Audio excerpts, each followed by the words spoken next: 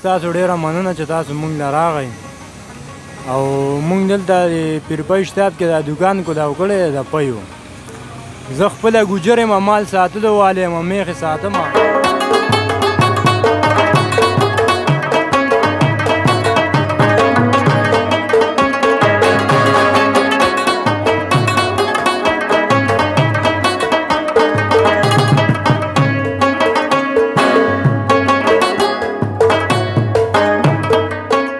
انشاءالله چې شی به بالکل په ګارنټۍ وي که فوډ والا راځي که هر څوک راځي